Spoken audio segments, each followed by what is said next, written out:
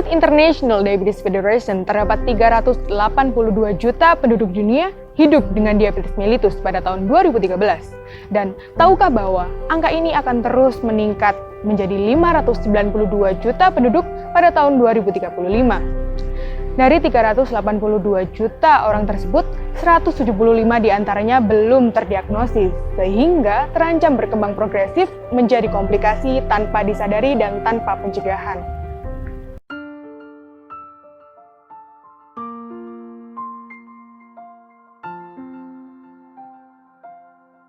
Penyakitnya ya men gulane dhuwur nggih. terus darahnya ini kok nggih dhuwur. Kaitane ya wis riyo ngajeng nika sampai tekan sakniki. Berarti 1 Setahun. tahun. Mboten semarap moro-moro rapak kira toh beliur. Kaitane. Koyok cantengan ngoten lho. Nggih. Mendol mriki sing pertama sing menggol iki. Heeh. Terus perangkat jadi idori. Madu ngoten perangkat. Duri.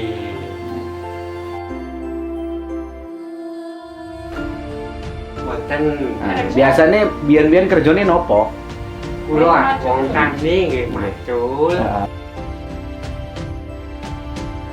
Kepingin nang parat. Kepingin ndang pulih saged nyawang anak bojo putu. Nggih.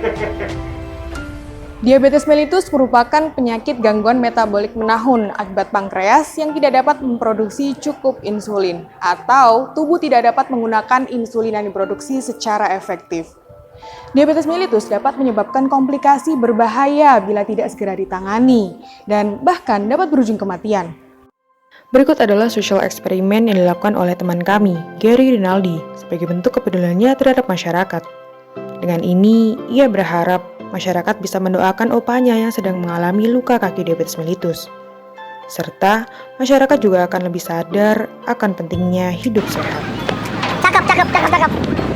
Cakep.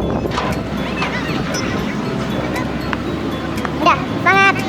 Nanti ntar aku pukul.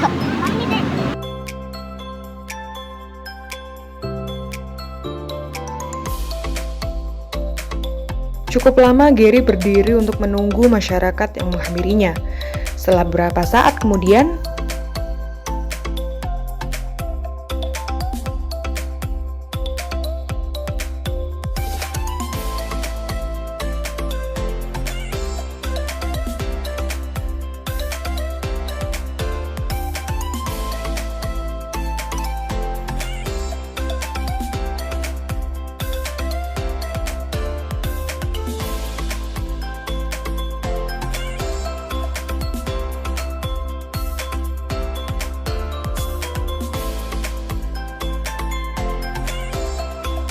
pencegahan dianggap sebagai kunci dalam menghindari amputasi.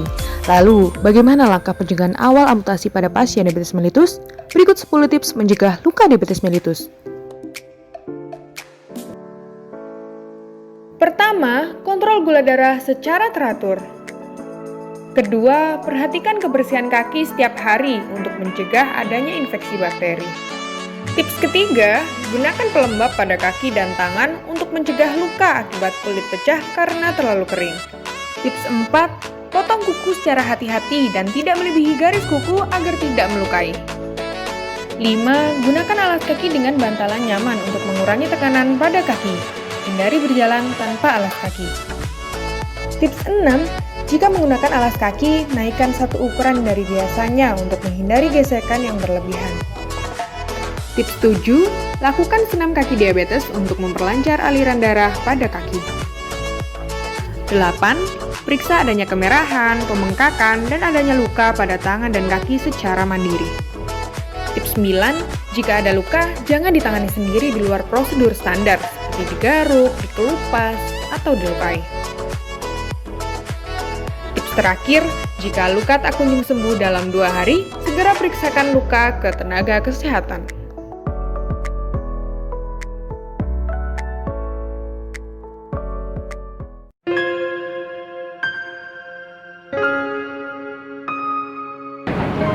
Perkenalkan, nama saya Gary. Umur saya 20 tahun. Saya dari Manado. Saya mempunyai seorang opa yang menderita diabetes mellitus sudah 10 tahun. Beliau mengalami diabetes mellitus karena kurang menjaga pola makan serta kurang beraktivitas yang baik. Saat ini, opa saya sedang menjalani perawatan di Jakarta.